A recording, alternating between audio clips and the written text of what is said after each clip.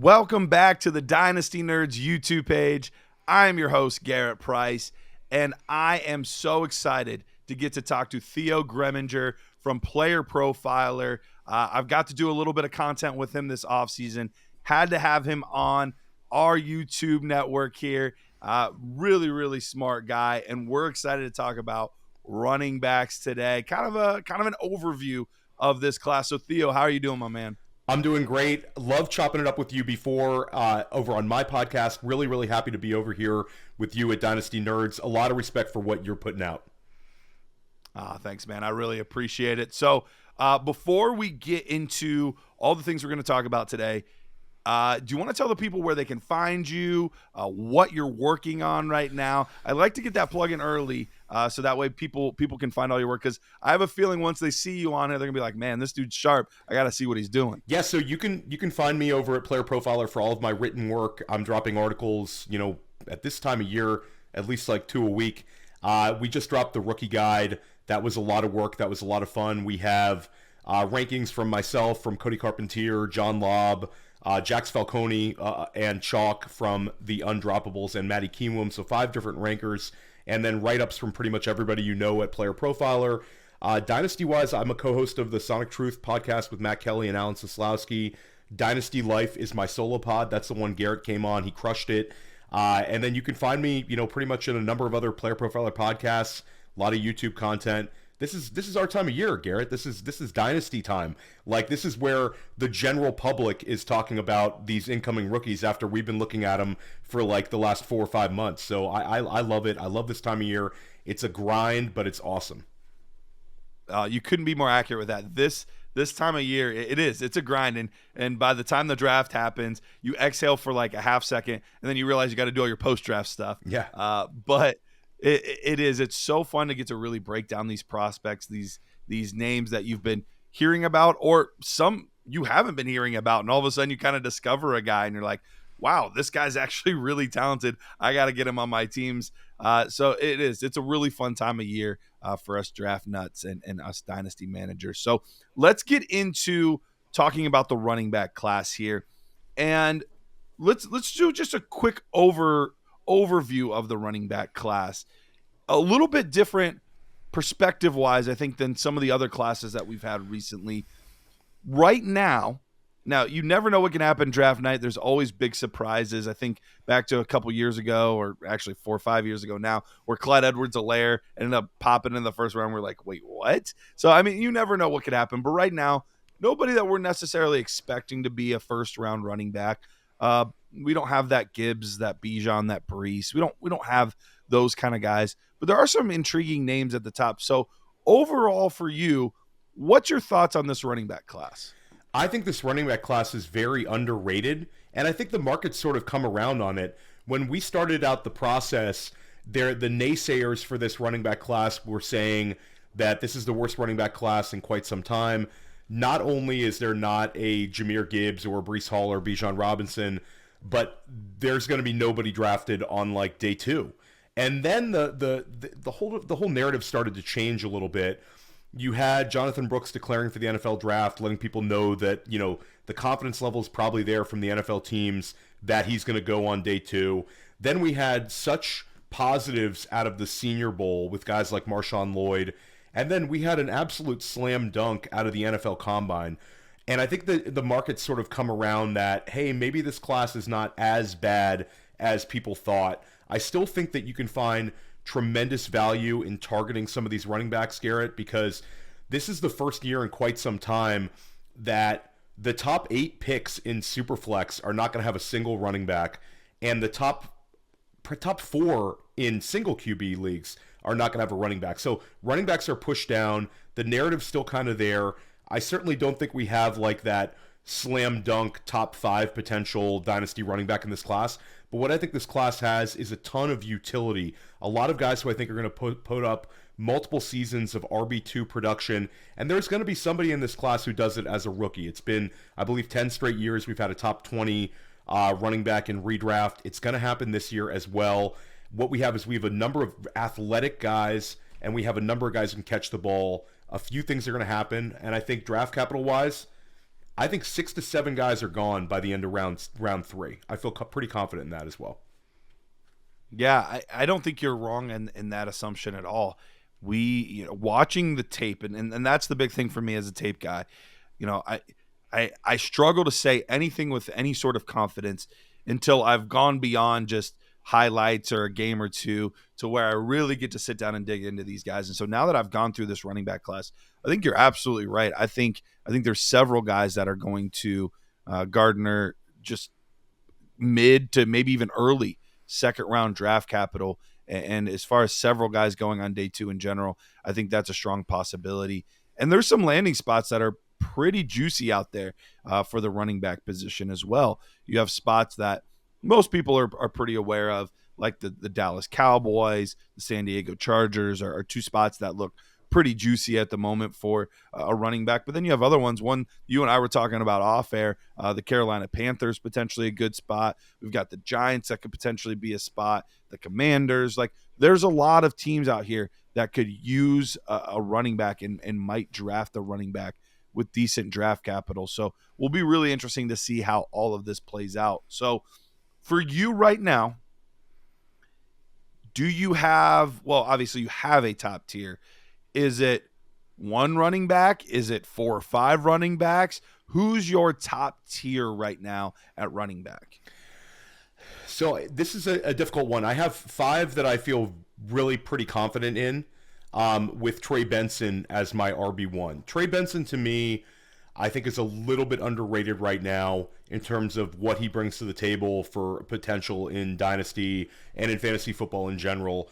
The 116 speed score, the fact that I think he's going to be a second-round draft pick, and unlike Jonathan Brooks, who's another player that I'm really, really excited about, the injuries for Trey Benson are way, way, way in the past. They're not recent. So I think NFL teams are going to value that a little bit more. Trey Benson certainly kind of at the top. Then right around him, still in my top tier, would be Jalen Wright.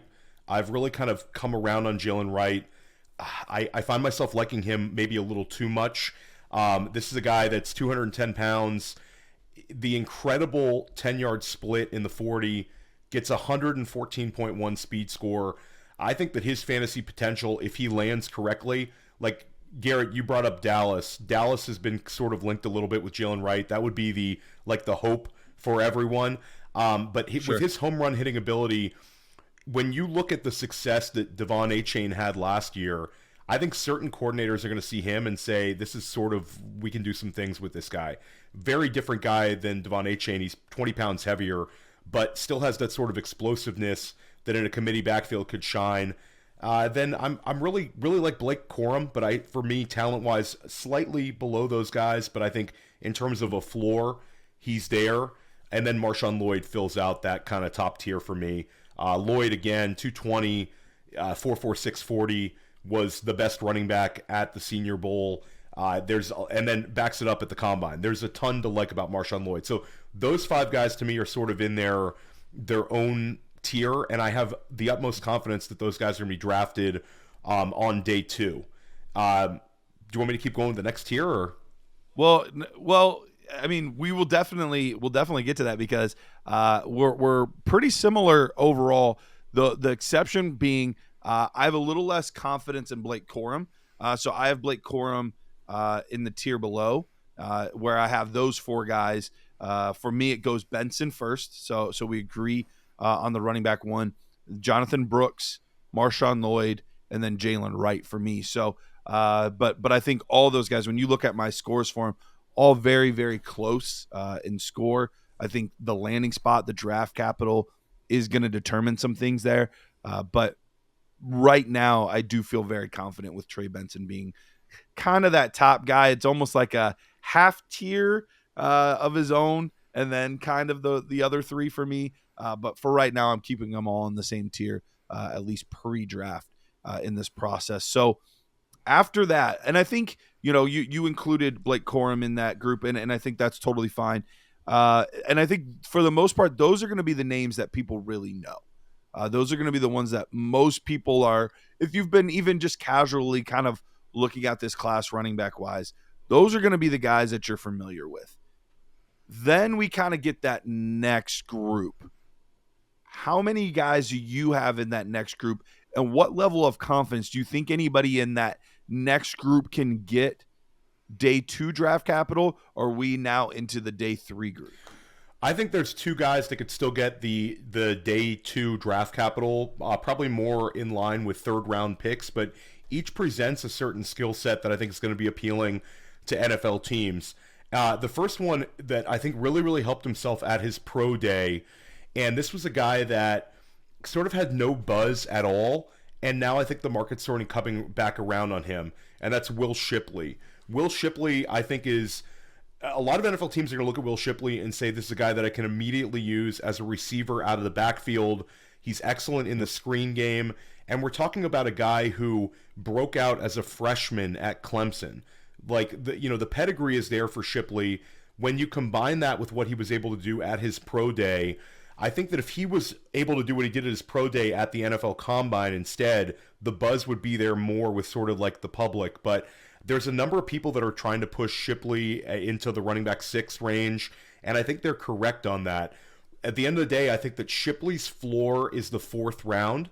I don't see him falling out of the NFL's 4th round, and I think somebody might pull the trigger at the end of the 3rd.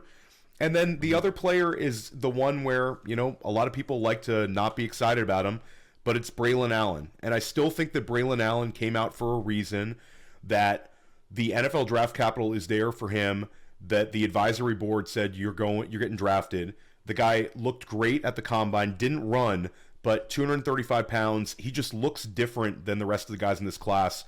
And I think at the end of the day, someone's going to pull the trigger on him end of the 3rd or the 4th round. He's had a visit with Dallas. Dallas is, throwing curveballs at us because they've met with so many running backs, but like, he would make some sense for them. He's the perfect kind of committee back where I think he can absorb volume. He can be successful around the goal line. The buzz for him, and I certainly have had to kind of bring my expectations down a little bit without him testing and things like the 40, but I still think at the end of the day, someone's taking him in the 3rd or 4th round. So those two guys are kind of right there at RB, 6 and 7 range for me. Yeah, and I love both of those calls there.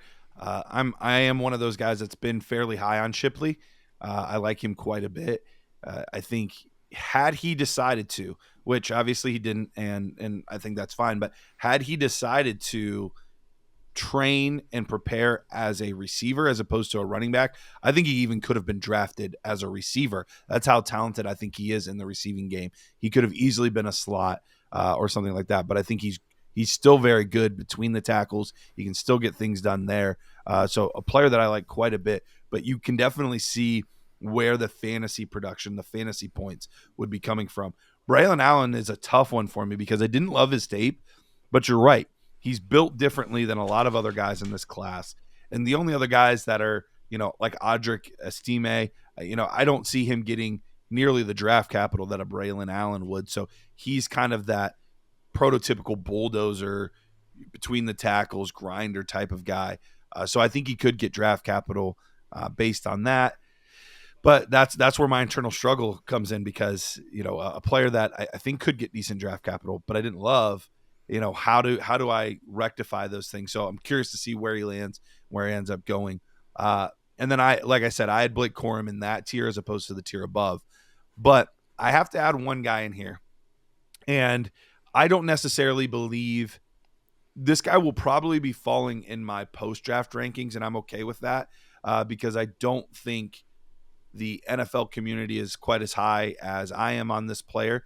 But one guy that really, really impressed me with his tape, his explosiveness, his ability to be able to do some really good things in the receiving game, but still be a force in this one-cut type of offense was Rasheen Ali out of Marshall. We didn't get to see a lot of testing out of him because of the bicep injury, but guy that had amazing production and just I really, really enjoyed watching him play. I thought he did a great job getting upfield, making some guys miss in the open field, and especially in that receiving game, you saw some really, really positive traits from him. So right now I have him in that tier. I'm prepared to drop him because, like I said, I don't think the NFL is going to value him as much as I do, but I always try to kind of keep my tape grades and then my rankings separate. So this is more of my tape grades versus my actual rankings. So that's kind of how I have that. So we have these two tiers kind of established now. After that, it's, a lot of day 3 guys. It's kind of a choose your flavor, the kind of guys that you might value, you might like a little bit more than everybody else. So who are some players that kind of stick out there for you? Maybe guys that you would consider maybe a little bit of a sleeper, or players that, they do something specific that gets you excited to think this guy could have a role at the next level and could end up being a valuable 3rd, 4th, 5th round rookie pick. I sort of have a group of 3 guys that would like to have exposure to on a lot of my dynasty teams, and I don't think they're going to steam up to the point that it's going to cost me too much in terms of what I'm going to need to spend in rookie drafts. And the first one is one that I think a lot of people really love, and that's Kamani Vidal. You're talking about a guy who runs in the 4.4s, had 1,600 yards at Troy last year, Troy State, and he's just got it. The guy has 107 speed score, which really puts him into an elite kind of group.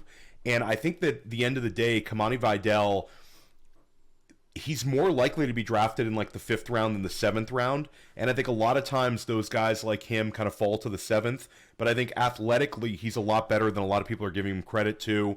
I sort of have him in that next mix. I feel like he's the one that every analyst kind of likes right now. So it's a little bit boring to be on Kamani Vidal, but Tyrone Tracy is one that's certainly rising up for me. I'll give a big hat tip to Cody Carpentier and Matty Kiwoom, who I do a lot of work with. And those guys have been on Tracy for a while, and it's sort of opened my eyes to him. But the guy's got a little bit of Antonio Gibson in the profile, where he's older. He played wide receiver at Iowa and then transfers to Purdue. So he has a very limited sample size at running back, but athletically he's gifted. I think that the age doesn't really matter to me. I don't really care that some of these running backs are older, because our windows in Dynasty are sort of small for running back production.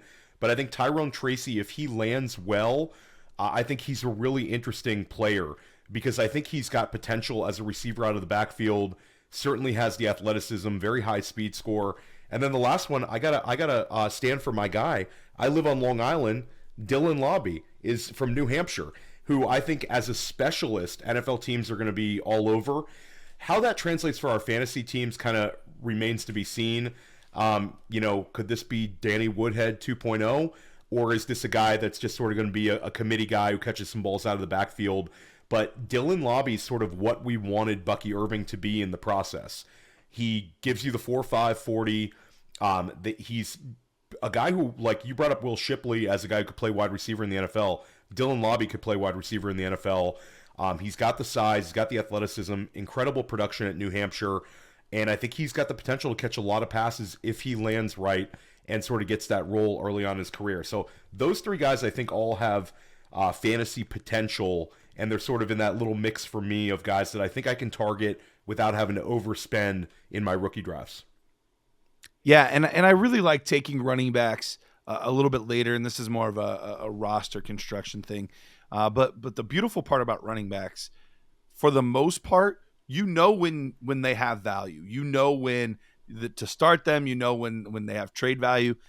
A lot of these receivers that we would be talking about in the same range, guys that we're going to be taking in our 3rd and 4th rounds of our rookie drafts, you have no idea when they're going to get the 5 targets for 80 yards and 2 touchdowns. Like, you never know when that game's coming. For running backs, the guy ahead of him gets hurt.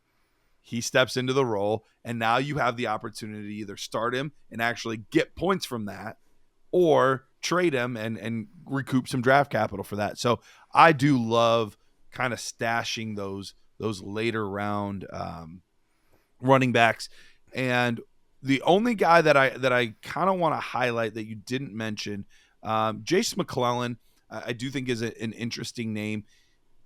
Watching him play, there wasn't that one thing that I was like, oh yeah, this is how he's going to win, which is tough for me because I usually like to have that one thing to really hang my hat on. But with McClellan, he has the great pedigree. He was a highly sought after recruit. He was either a 4-star or 5-star, high 4s or 5s. I'm not recalling at the moment, but really highly rated recruit from Alabama. And he just kind of always had someone else there to kind of just make things frustrating and annoying, and didn't get as much of a workload as you would wanted. But he also doesn't really do anything poorly. Everything is really pretty solid for me. And he screams backup running back, which I know is like, oh yeah, that's real exciting, backup running back. But kind of like how I just said, there's going to be moments, there's going to be times where that guy is really useful. And all of a sudden, he's a backup to a team, and the starter goes down, and now you're trading a guy that you took in the early 4th round for a late 2nd round pick, because that contender needs a running back to fill in for the next 3 weeks on their playoff run.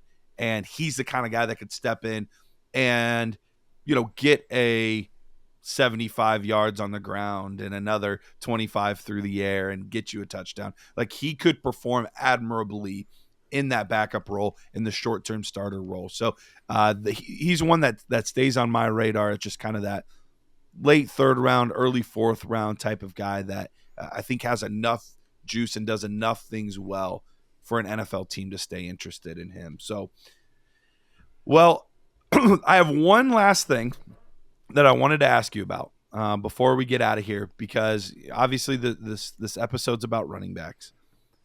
But when we look at our drafts, and we talked about earlier kind of those top 8, and I think for the most part the community is pretty solidified in that top 8.